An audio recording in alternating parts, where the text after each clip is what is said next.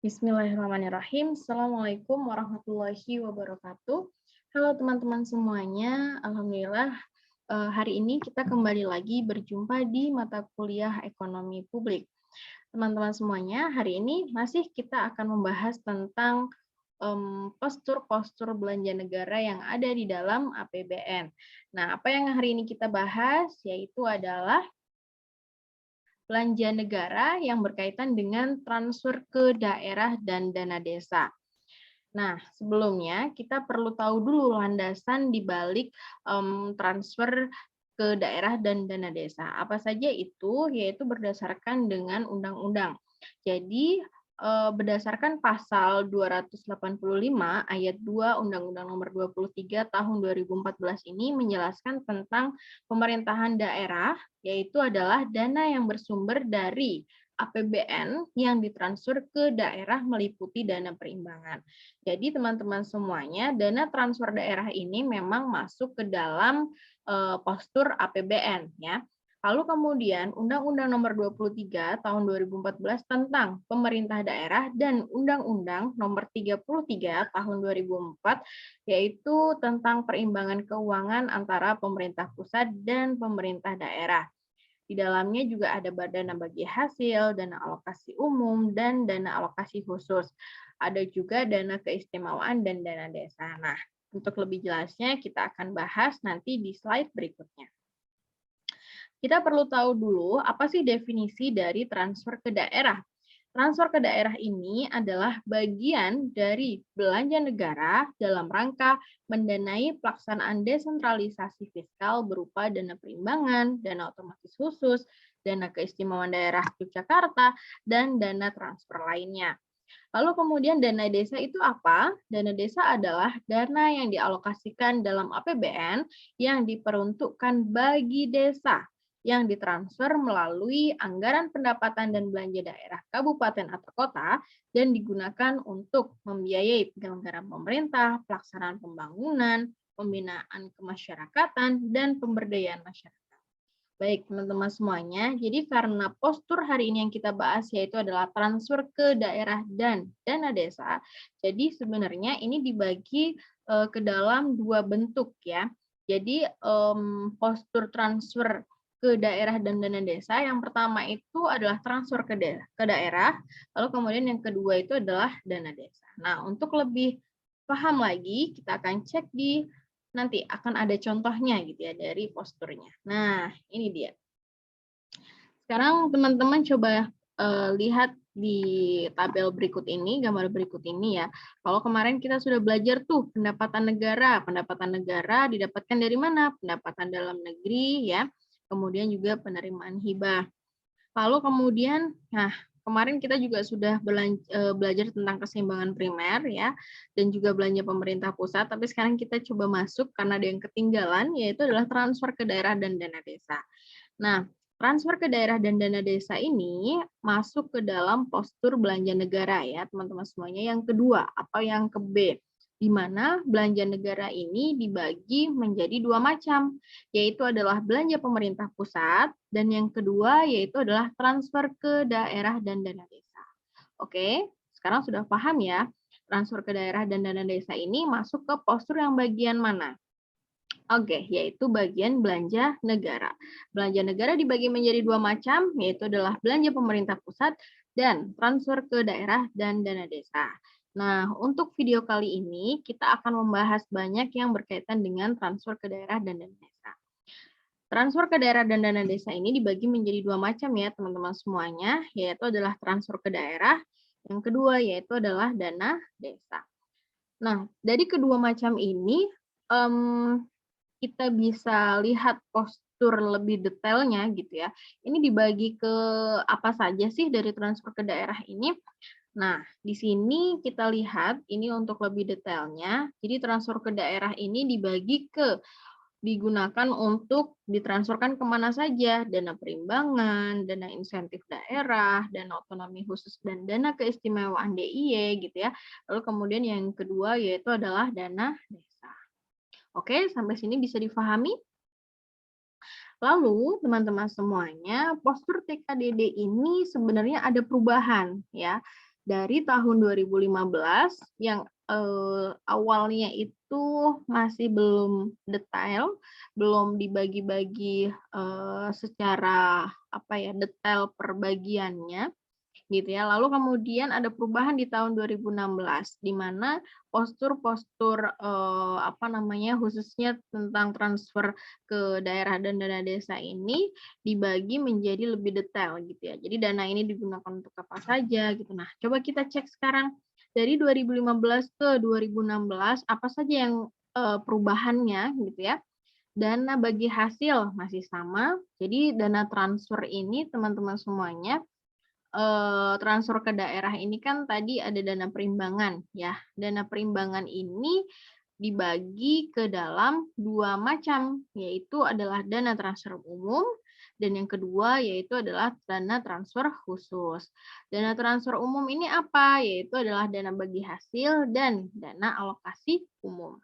Oke. Lalu kemudian dana transfer khusus ini ada apa aja ya? Ada DAK fisik, ada DAK non fisik.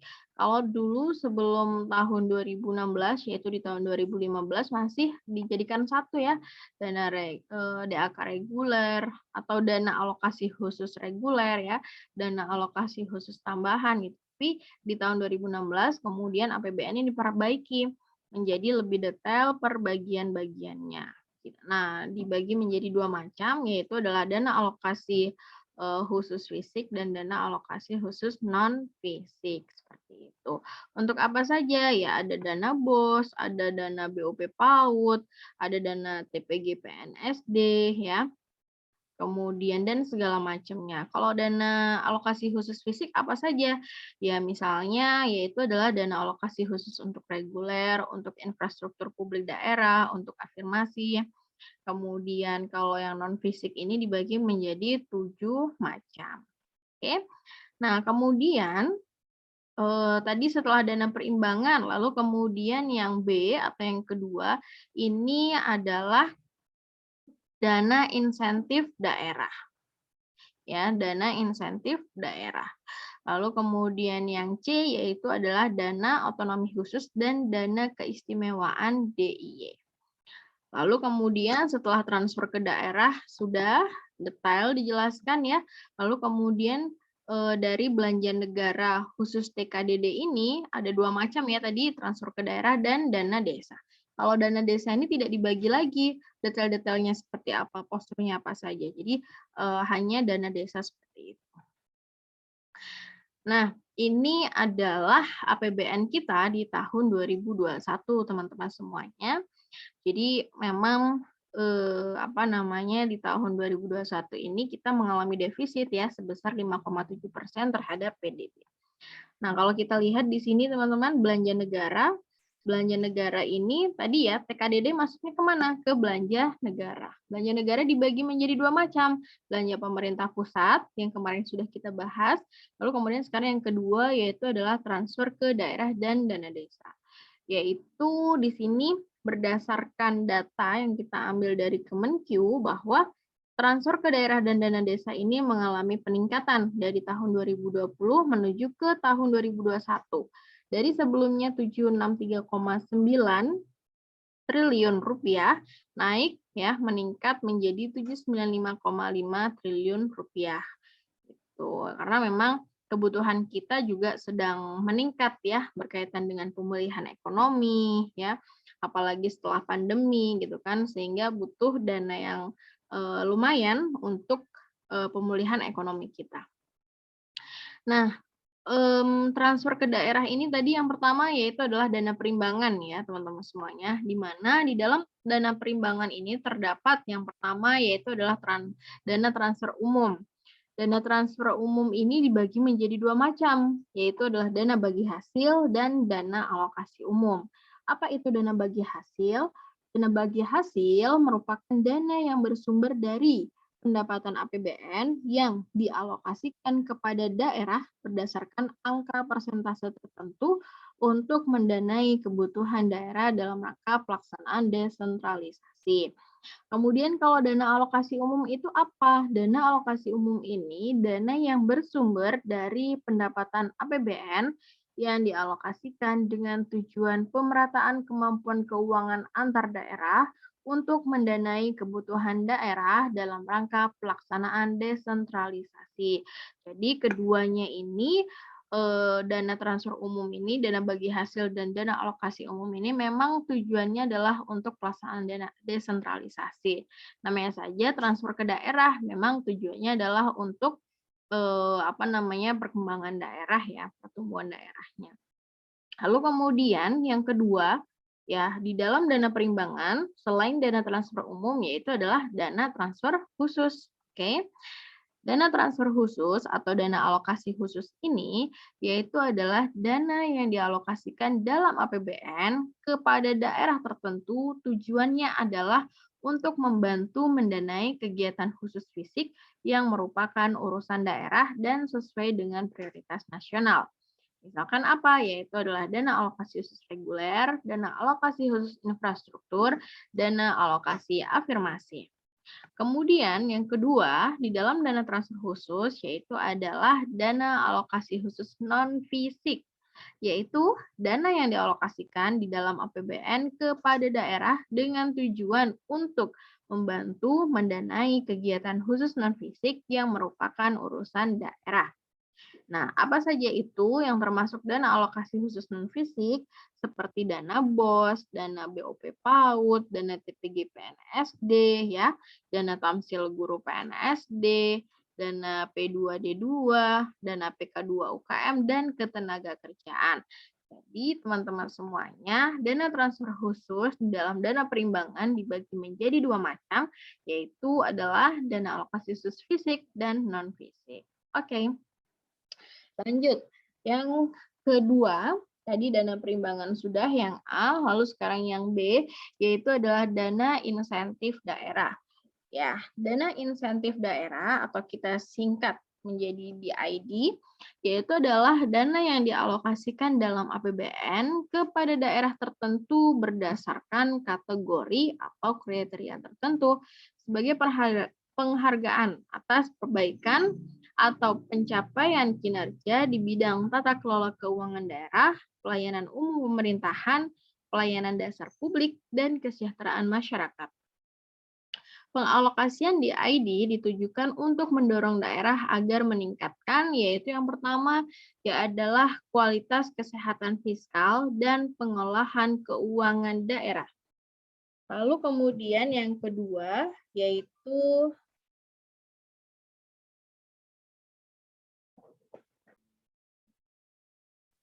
yang kedua yaitu adalah kualitas pelayanan umum pemerintahan, yang ketiga yaitu adalah kualitas pelayanan dasar publik di bidang pendidikan, kesehatan, dan infrastruktur, dan yang keempat yaitu adalah kesejahteraan masyarakat.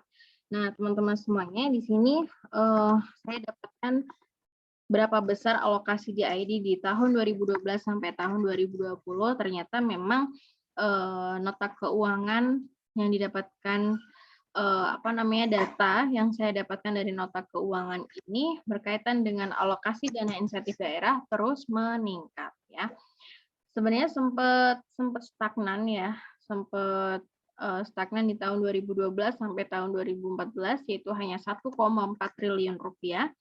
Tapi dari tahun 2015 sampai tahun 2020 ini mengalami peningkatan yang sangat drastis hingga di tahun 2020 besar alokasi untuk dana insentif daerah ini sebesar 15 triliun rupiah. Nah, bagaimana dengan kriteria kinerja keuangan? Ya, kriterianya itu yang pertama adalah mendapatkan opini WTP atau WDP dari BPK atas laporan keuangan pemerintah daerahnya. Lalu kemudian menyampaikan peraturan daerah APBD secara tepat waktu. Dan yang ketiga yaitu adalah mencapai kenaikan di atas rata-rata nasional atau PAD-nya.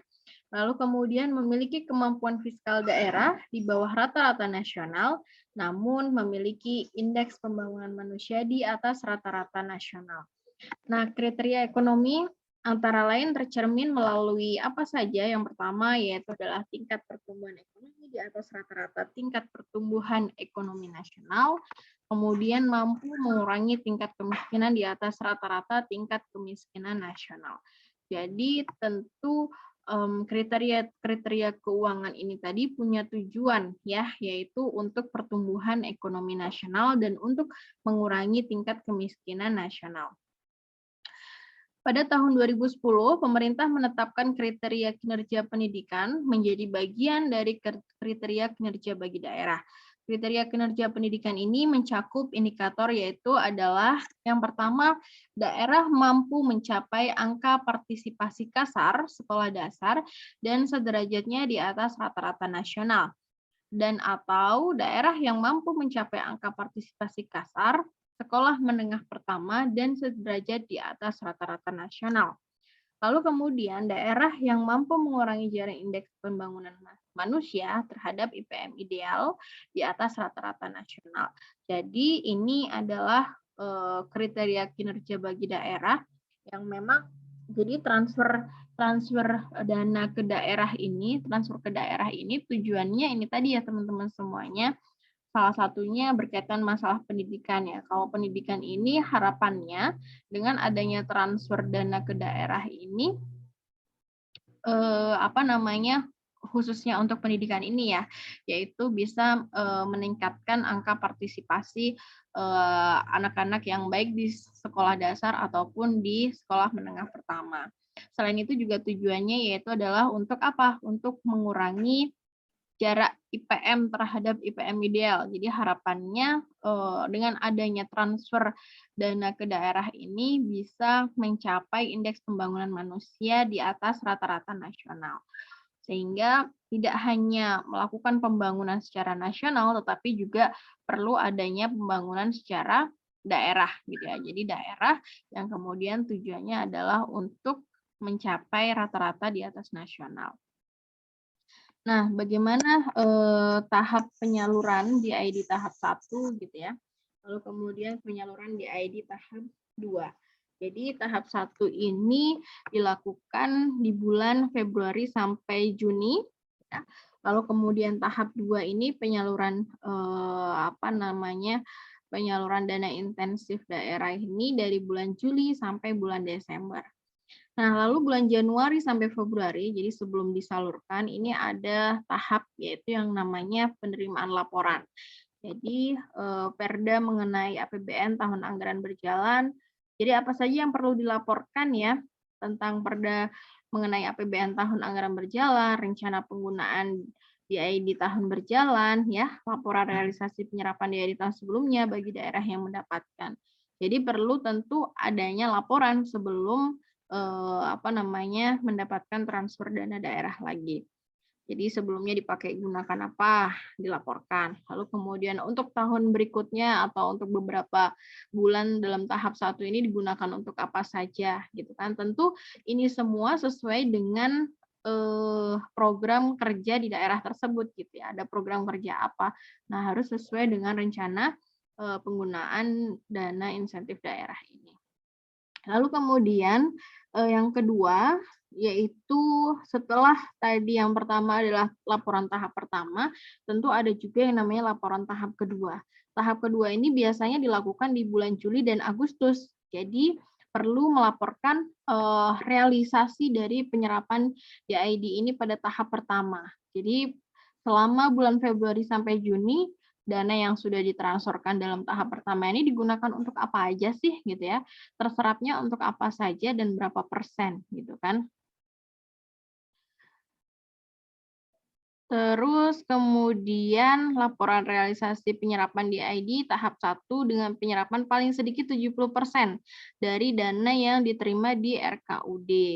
Nah, jadi dari hasil tahap pertama ini paling sedikit memang ada syaratnya ya, paling sedikit dana yang sudah ditransferkan ini paling tidak terserap sudah sebesar 70%.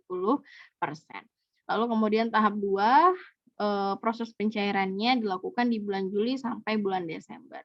Nah, setelah itu nanti di bulan Januari, Februari di tahun berikutnya harus melaporkan lagi gitu kan, untuk apa saja selama setahun ini harus dilaporkan. gitu kan, harus dilaporkan realisasi penyerapannya seperti apa gitu untuk kelancaran transfer daerah di tahun berikutnya. Nah, lalu kemudian yang ke C, setelah dana insentif daerah, yang ke C yaitu adalah dana keistimewaan khusus dan dana keistimewaan DIY. Nah, karena memang daerah istimewa Yogyakarta, jadi dia punya dana keistimewaan sendiri ya. Jadi ini berdasarkan landasan Undang-Undang Nomor 21 Tahun 2021 ya, sebagaimana diubah dengan Undang-Undang Nomor 35 Tahun 2008 tentang penetapan Perpu Nomor 1 Tahun 2008 tentang perubahan atas Undang-Undang Nomor 21 Tahun 2001 tentang otonomi khusus bagi Provinsi Papua. Lalu kemudian Undang-Undang Nomor 33 Tahun 2004 tentang perimbangan keuangan antara pemerintah pusat dan pemerintah daerah. Lalu kemudian juga tentang pemerintahan Aceh, tentang dana perimbangan, tentang pengelolaan keuangan daerah, dan di tahun 2012 Undang-Undang Nomor 13 tentang keistimewaan daerah istimewa Yogyakarta.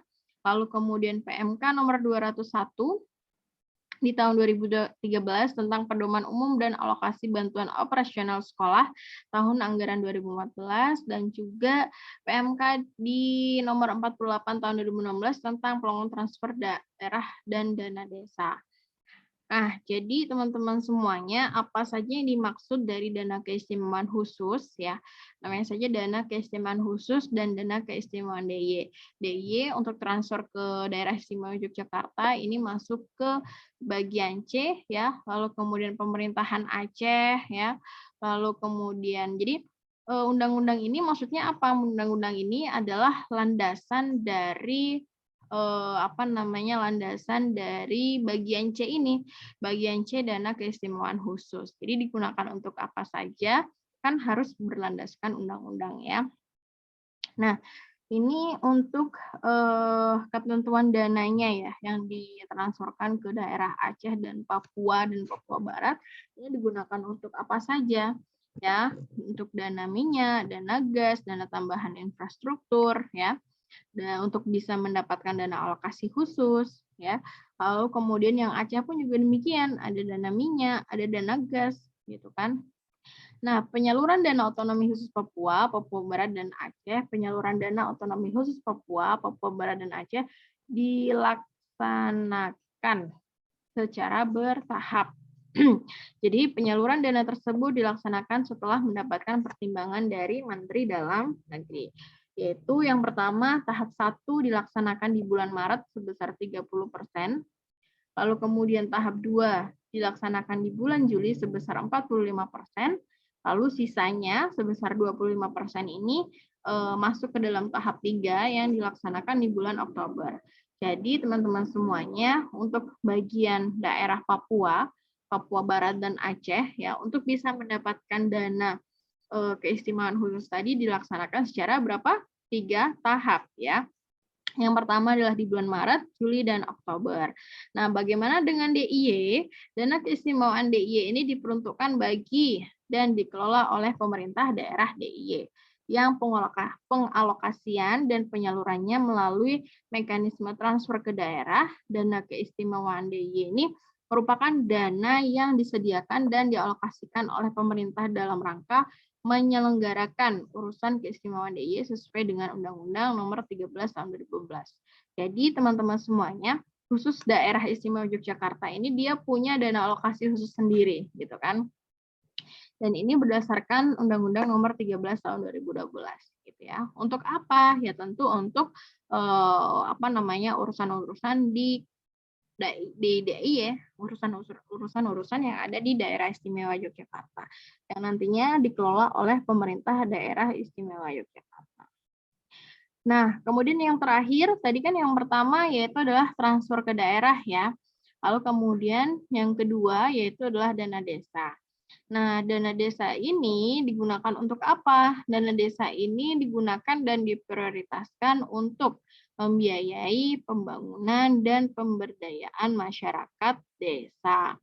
Berdasarkan landasan Undang-Undang Nomor berapa? Nomor 6 Tahun 2014 tentang Desa dan Peraturan Pelaksanaannya. Lalu kemudian kesejahteraan masyarakat desa, peningkatan kualitas manusia, serta penanggulangan kemiskinan. Jadi memang tujuan dana desa ini adalah untuk pembangunan desa, pembangunan daerah ya. Selain pembangunan di dalamnya ada apa saja? Pembangunan di dalamnya ya tentu berkaitan dengan kesejahteraan masyarakat desa ya, kemudian peningkatan kualitas manusia, lalu kemudian mengurangi kemiskinan ya, dan ini semua yang dituangkan di dalam rencana kerja pemerintah desa. Nah, rencana kerja pemerintah desa ini yang nantinya akan menentukan berapa besaran APBN-nya gitu kan. Berapa besaran APBN untuk dana desa ini. Jadi harus sesuai dengan program kerja atau rencana kerja Pemda di masing-masingnya. Seperti itu ya. Oke, tentu tujuannya yaitu adalah untuk kesejahteraan masyarakat, kualitas PM, kemudian penanggulangan kemiskinan. Nah, besaran alokasi anggaran dana desa ini ditetapkan sebesar 10% dari dan di luar dana transfer ke daerah secara bertahap dengan tetap memperhatikan kemampuan APBN. Jadi meskipun para Pemda ini memiliki rancangan anggaran ya berkaitan dengan rencana kerja pemerintah daerahnya, tapi tentu harus sesuai dengan kemampuan APBN. Karena kan pemerintah pusat yang akan mentransferkan, jadi tentu nanti sesuai dengan kemampuan APBN. Begitu ya. Entah itu nanti mungkin banyak dipotong atau dipangkas ya kalau memang tidak sesuai atau mungkin dananya terlalu besar sementara APBN mampunya berapa, maka tentu akan ada banyak potongan di situ. Nah, lalu kemudian APBN ini tadi yang pertama tadi sudah ya transfer ke daerah, kemudian yang kedua yaitu adalah dana desa. Nah, dana desa ini nanti proses transfernya yaitu adalah melalui Menteri Keuangan yang kemudian ditransferkan ke bupati atau wali kota. Ya. Nah, dana desa per desa ini nanti alokasi dasarnya yaitu adalah alokasi dasar atau desa dikali dengan jumlah desa. Lalu kemudian yang kedua yaitu adalah formula Pagu DD sampai ke alokasi dasar.